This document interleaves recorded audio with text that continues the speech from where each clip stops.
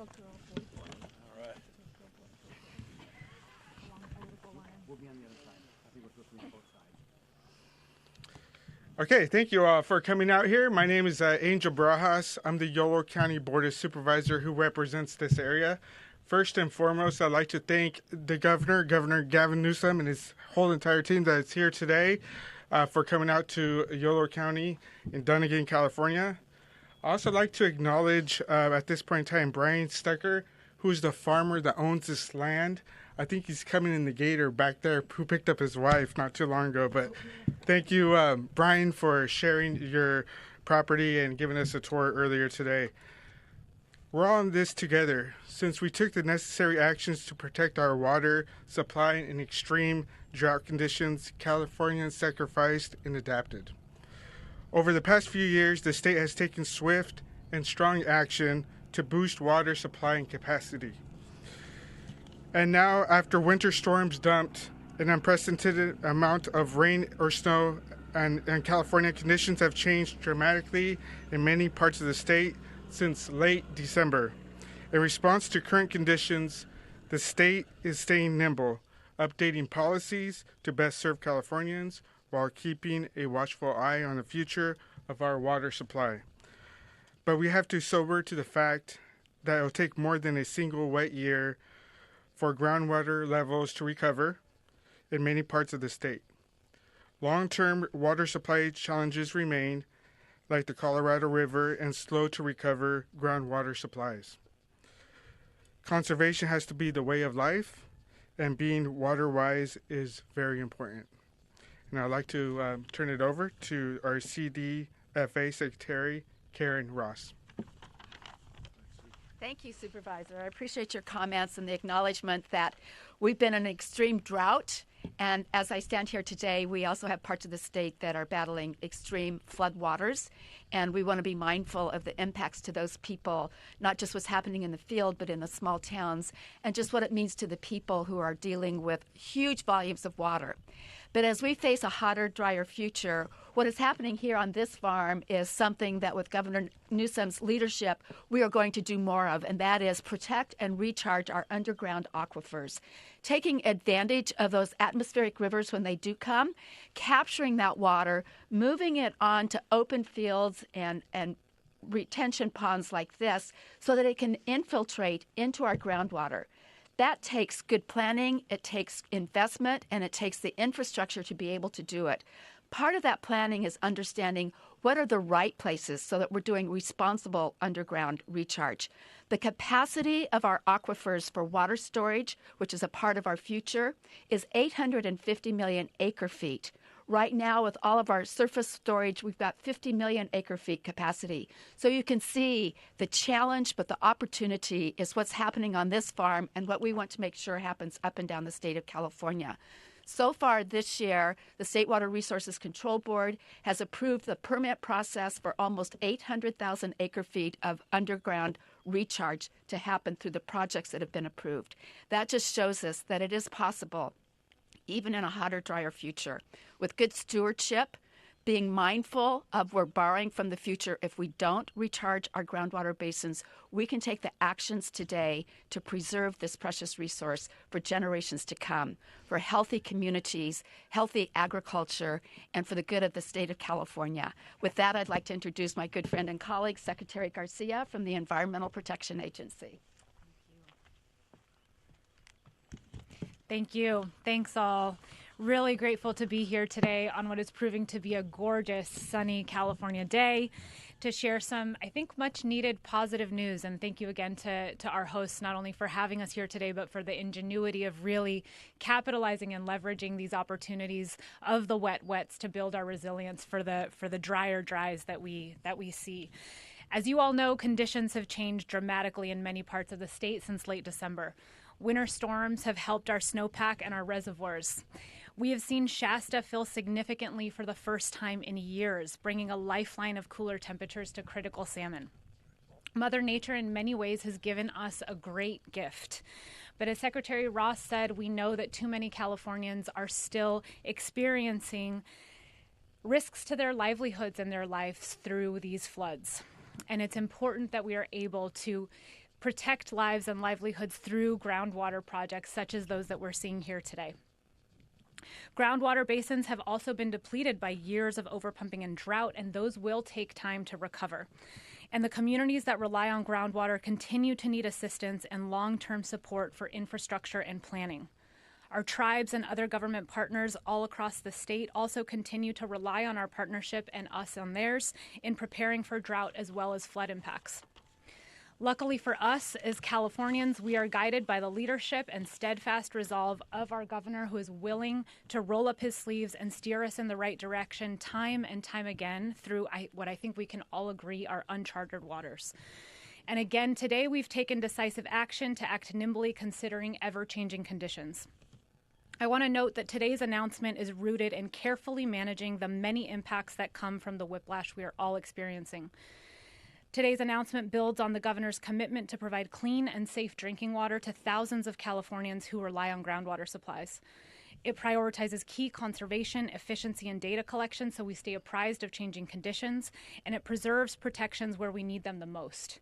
In areas like the Klamath and Colorado River basins where groundwater remains depleted and where the benefits of recent storms have not been felt. Finally, it continues to support practices to enhance our resilience capacity, including where we are standing here today. I'm proud and honored to be here today for this announcement, and most importantly, to continue to engage in our work to protect our most vulnerable communities, our ecosystems, and our resilience. Thank you. And now I will turn it over to Secretary Wade Crowfoot. Thanks so much, Secretary Garcia. It has been an extraordinary winter of storms, of record snow, of bomb cyclones, and even tornadoes. Today, across the state, we have colleagues that continue to focus on preparing, pre-positioning, supporting communities dealing with these winter storms. And we are not out of the woods. We have another storm coming most likely next week, and an above average probability of continued storms, at least for the next few weeks. But as we move into April, this is the time of the winter where we traditionally communicate with water users across the state about what the rain and snow that we have received through the winter means for water supply moving forward. That's important for communities to plan water use during the coming dry months, as well as, of course, our agricultural communities to make planting decisions and their own planning for coming months. So this is a good news moment. Those storms have brought record amounts of water into our state in the form of rain and snow, and that means we are in much better condition with our water supply than we were in the fall. And so, as the governor will note, today we're marking or announcing both a significant increase in the allocation to our state water project contractors. So there are a set of water agencies across the state that receive water from our state-managed infrastructure. Those are the state water contractors. They provide water to 27 million Californians. And so our partner, our agency, Department of Water Resources, today will announce an increase in the allocation from 35% to 75% allocation, which means more water supply for communities across the state. In the Bay Area, in Southern California, the Central Coast, and the Central Valley. And as the governor will note, we're also taking this opportunity to modify the emergency drought proclamation, which is important at this time. It's important to note that while our water supply situation has improved significantly, parts of the state continue to experience water shortage, from the northern border and the Klamath Basin to those communities that rely on Colorado River water. So there are parts of the state that still are experiencing water shortages. We also know that communities across the state continue to suffer the impacts of a multi-year drought, including major depletion of groundwater. There are still communities today that we are providing emergency water to based on this multi-year drought. So for this reason, we're talking about modifying the emergency proclamation versus totally removing it. But to share more, I am excited to have with us, of course, Governor Newsom. Governor Newsom. All right. Thanks, Wade. And Thanks, everybody. And Brian, thank you and your family for the opportunity, the privilege of being able to see firsthand some of your passion in action and your ingenuity and your entrepreneurial spirit and your stewardship of this remarkable property and the region that we call home. Look, I'm honored to be here because we've been waiting for this moment for some time to ask the rhetorical question and answer it. Are we out of the drought? Is the drought over in the state of California? And what I want to affirm your instinct that it should be, it feels like it is and continues to be complicated. And I know that's disappointing for some because it would be nice to have a governor say the drought is over. But unfortunately, the complication requires nuance. And today we're advancing a more nuanced advancement of some of our executive orders, 81 provisions that have been laid out since April of 2021, in substantially reducing those number of provisions on the basis of what has occurred over the course of the last number of months. I will remind you, we came out of the 3 driest years in recorded history. In the last 3 weeks, we've experienced still debating whether 1862 eclipsed the last 3 weeks in terms of this being the wettest 3-week period in California history. So when we talk about weather whiplash, we talk about extremes. No denying that reality for those that have lived through that reality here in the state of California. So it is incumbent upon us to recognize that and to recognize that the conditions have radically changed throughout the state, but not enough in places like Klamath and around the Colorado River Basin to call for the end of the drought in California. In every other part of the state, substantial improvements with one major exception, and it's what brings us out here today, and that's the issue of groundwater. And that's why it's incumbent upon us to continue to maintain our vigilance and maintain some provisions of the executive order to allow for fast tracking of groundwater replenishment projects, stormwater capture, and recycling programs here in the state of California. So from 81 provisions down to 33. The reduction in provisions include the following. We're eliminating that 15% voluntary requirement or voluntary conservation target. We are eliminating the mandate of mandates, what was referred to as level 2 drought application of the 450 or so water agencies in the state of California to advance their own localized mandates as it relates to water conservation. So those 2 provisions pursuant to the executive order that I'll be signing today will no longer be in effect. I'll remind you in December, and I want to thank the people of the state of California, we hit 17.1% water conservation in December.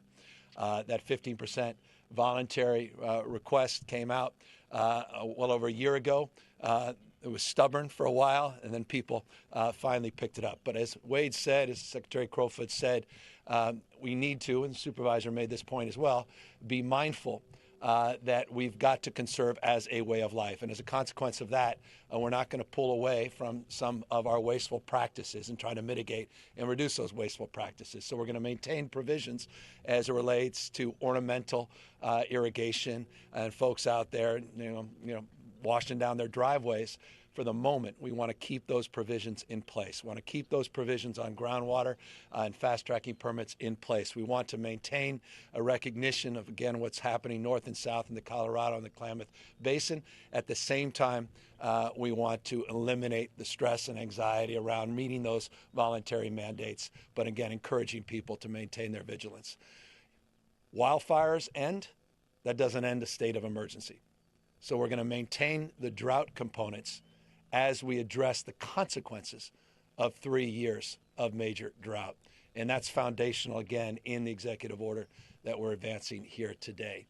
I should note, and I'll repeat for those that are not familiar, that this state has put an unprecedented amount of resource into improving and modernizing our conveyance, our diversion infrastructure, investments in groundwater replenishment, and strategies around stormwater capture. I can't make up for the last 40, 50 years, but I can demonstrably say that $8.6 billion that we've approved in the last few years, we're putting those dollars to work. We're fast-tracking the time to these projects and the permitting in these projects. Just on March 10th, I advanced another executive order to take advantage of some of these more extreme weather patterns coming in, the 12th atmospheric river that we just experienced a few days ago. And we're doing everything we can to continue on those long-term projects, including sites nearby, including projects that were set forth in the 2014 bond, Proposition 1, 2.77 million acre feet as components of those 7 storage projects, above ground and below ground. But again, emphasis now on a deeper understanding, appreciation, and respect for Mother Nature and her storage capacity. It's not just what you see, it's what you don't see that foundationally is the treasure trove in terms of California water and water policy. And that's a very focused effort now, working with folks like Brian and his family and his teams to incentivize these kinds of projects you see around us all throughout the state of California. At the same time, restoring some of our natural systems and wetlands and creating flood protection that is more historically traditional than some of these levees, of which, of course, will invest more resources in protecting communities and farms and the like as it relates to levee protection as well. So $8.6 billion, 142 specific actions, an updated plan with numeric goals on stormwater capture as it relates to recycling and groundwater replenishment, 800,000 acre feet, 500,000 acre feet, 250,000 acre feet, and a time frame that does justice to the frustration many of us have in the state to getting things done. And again, that comes back to why I'm here. We're not eliminating that fast track authority. I want to keep the momentum. I want to move these projects. We have strike teams on these larger projects. We've got point people that are now accountable. We're trying to move whatever we need to move, be it federal, be it local, regional, rules and regulations in a responsible way, respectful way to get these projects moving, including some of the larger diversion programs and modernization programs in this state, and be it San Luis Reservoir and getting that 135,000 more acre feet and working with the feds and continuing to work with Bureau of Reclamation and our partners at the federal government to do more in terms of the canal restorations and rehabilitation programs, et cetera. So that's why we're here. It's a milestone, but we're not fully out of the woods. But none of us, and I'll just close on this, none of us could have imagined, we were having this conversation yesterday, a few months ago, that we'd be where we are today. I don't think there was an expert that would have laid claim that this was possible. I mean, these are things you may have read about in the 1800s. But Mother Nature, as we say, always bats last. She bats 1,000. And we have to respect and recognize that we designed a water delivery system for a world that no longer exists. When we talk about the hot's getting a lot hotter and the wet's getting a lot wetter and the dry's getting a lot drier, it requires us to reimagine a water delivery, storage, and conservation system in this state. And I want the folks of California to know we take that seriously with a sense of deep urgency, mindful of how quickly conditions can change, and with a deep appreciation that the economy and the well-being, and livelihood, and health and safety of millions and millions of Californians is at stake if we do not meet these moments and continue to maintain our vigilance. So with that, I will sign the executive order, and we will move forward in terms of processing these new provisions and eliminating many other provisions related. It's not that complicated. It's that easy. So with that, we are happy to answer any questions. Governor, this is Adam Beam from the Associated Press. You certainly have taken many actions to conserve water during the drought and during this recent period of storms. But there's some environmental groups that have criticized your management of the water, saying that it has come at the expense of fish and other endangered species. I know the commercial salmon fishing season is likely to close this year. And so I'm just wondering, with that in mind, do you feel that your policies have been, broad-based, or do you feel that they've done some harm to the environment? No, absolutely not. And please, and Adam, you know this well, that what occurs with the salmon, that happened 3 years ago. So anyone who suggests otherwise is being purposely misleading or unknowingly misleading. I think it's more the former often in terms of what I hear out there and some of the extreme statements that are made. We have experts advising us. I take these issues seriously. I'll take a backseat to no governor in the United States of America in terms of my environmental stewardship and passion. I take these very, very seriously. But we have a responsibility to one another to also recognize the nature of change. Things are not static. They're not the way they were 20, 30, 40 years ago. And so we have to be more nimble. We have to be more flexible. And that's exactly what our teams advised me to do. And I appreciate their advice. And we moved within weeks to make augmentations on the basis of, again, new storms coming in and the like. I should note, we have one conveyance project with many of these same groups opposed that could have captured some 228,000 acre feet just in the month of January that would have allowed us more stored water also for salmon and smelt, hatch, and other to make sure during those warmer months that we have cooler water and water flows. So no is the answer to the question. Hi, Mackenzie Mays with the LA Times.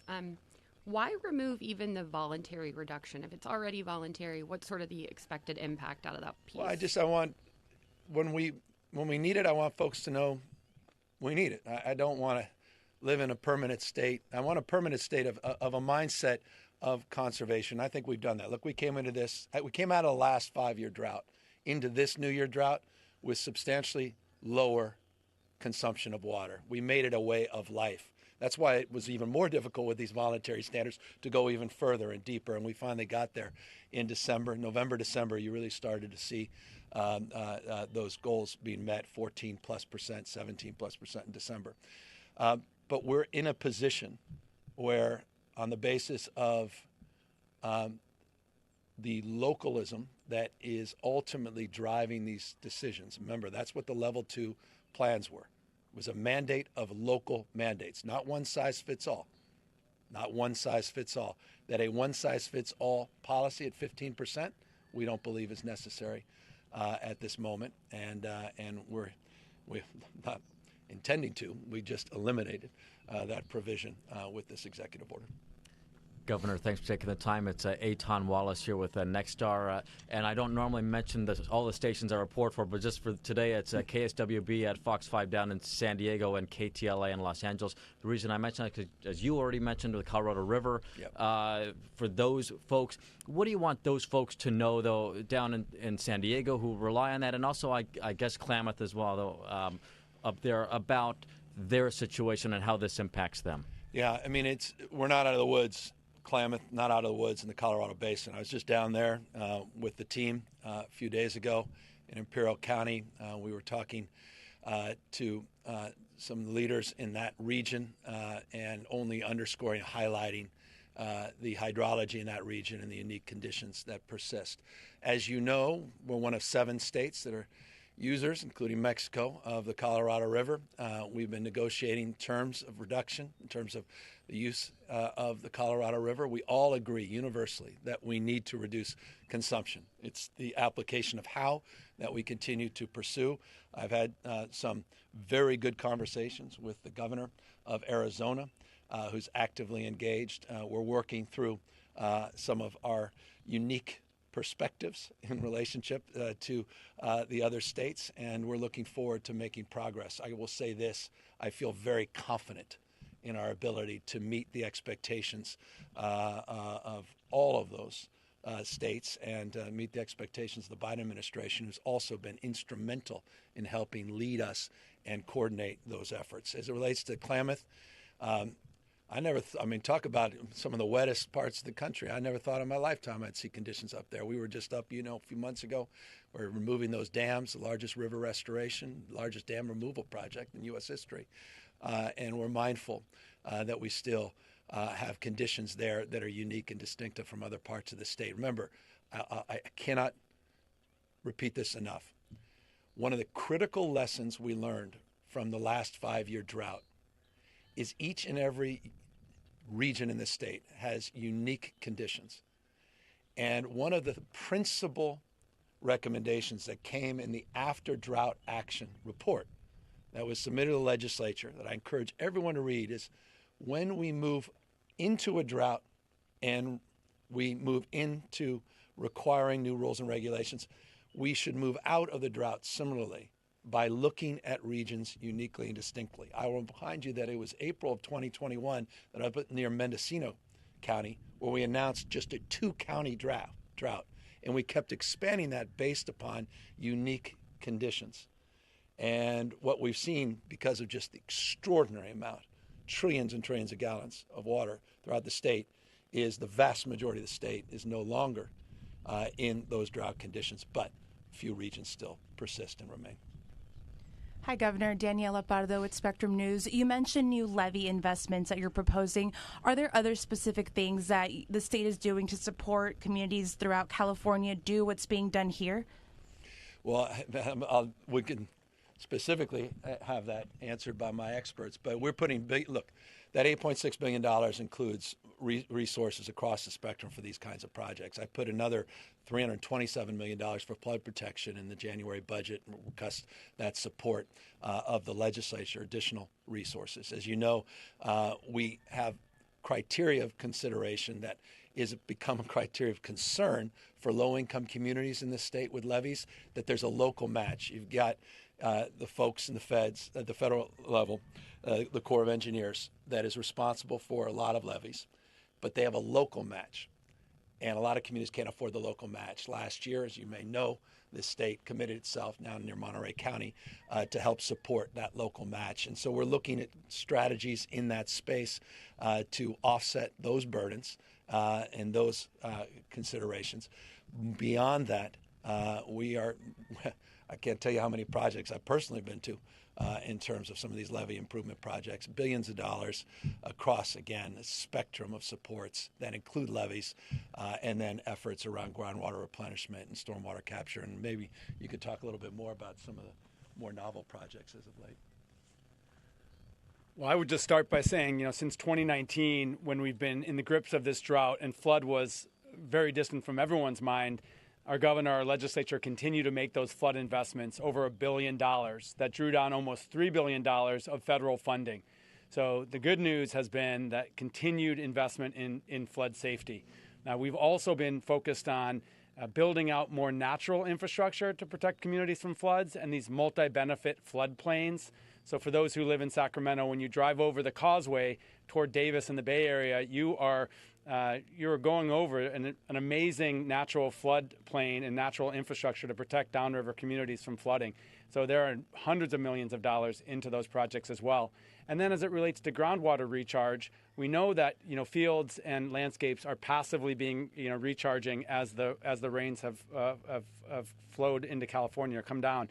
But we also know that managed recharge projects to actually concentrate waters and floodwaters to soils that can quickly percolate into groundwater basins is a critical, important part of our infrastructure future. And our Department of Water Resources has funded dozens of projects in the last 2 years alone with hundreds of millions of dollars of the funding that the governor referenced. So these are projects like the ones that you're looking at here today across our state focused on expanding groundwater recharge. Hello, Ashley Zavala with KCRA3. Governor, I know your administration is bracing for challenging river conditions this spring and summer, potentially, also historic snow melt. How is your administration preparing for that aspect of all of this? We're mapping all that out. I mean, we have a snowpack last week, 227% of normal, basically 2 years of snowpack now in the Sierras, which is just extraordinary. And we're very mindful. I without getting personal, I got a good friend of mine in Colorado send me a bunch of videos of a similar circumstance they had about a decade and a half ago, or maybe it was 2 decades ago, of videos just reminding me of what could occur if you get some warm weather or warm water, meaning rain, during the spring with these with this snowpack. And so we're very mindful of that. And that's why we're eager to maintain the provisions in these executive orders that allow us to continue to move forward aggressively, continue to protect these critical areas, and to focus again on a socioeconomic frame, which is just highlighted and underscored by what's happened on the Central Coast and the Central Valley. And and the challenges we're experiencing. We have our whole team out there right now, Office of Emergency Service everywhere else in Tulare Lake Basin, trying to address those critical issues. So deeply mindful, and we'll be very aggressive in terms of being focused on pre-positioning of assets and making sure that we're communicating to the public those risks in real time. I know you didn't want to do a one-size-fits-all approach to this drought situation. The only, I guess, one-size-fits-all portion was the decorative grass watering for institutions and businesses. I mean, and I know no one's probably clamoring to do that right now, but is there a sense of when that portion of all of this would be lifted? Yeah, I mean, we're not ideological about it. It just, what I appreciate is a recognition in these big industrial office parks that why are we doing that when we're asking people to conserve water? By the way, 600,000 acre feet was conserved through those voluntary requests. It just doesn't make sense in an environment that is radically changing. I mean, we deal with this mega drought, 1,200-year mega drought in the western United States. And this is not atypical. You have these extreme years. Remember, last decade, we've had 2 of the wettest years in modern history. So we're likely to go right back into the old ways. And I just think it'd be a mistake to too quickly pull the trigger on that when people are starting to absorb an appreciation, understanding that may not be the highest and best use of water. Hi, Governor. Laura Cordy with Politico here. We hear often criticisms about being in a constant state of emergency. Why pursue these measures through executive orders instead of working with the legislature? Well, we're trying to balance we do that all the time. I mean, there are provisions pursuant to extreme droughts and require immediacy in terms of movement and momentum. And these provisions are well established and foundational with states large and small across the country. As it relates to moving quickly, as it relates to storms, the capacity to do that legislatively does not present itself. And so these provisions we think are appropriate on that basis. But legislature has been incredibly supportive of the vast majority of these principles, I think, across the aisle in terms of doing what we can to capture these extremes. And I think they'll see the wisdom, particularly on the groundwater side of this, to protect those provisions in our executive order going forward. And then another question. Your January budget proposal maintained most drought funding but did not provide funding for flood protection organizations like the Central Valley Flood Protection Bureau we're asking for.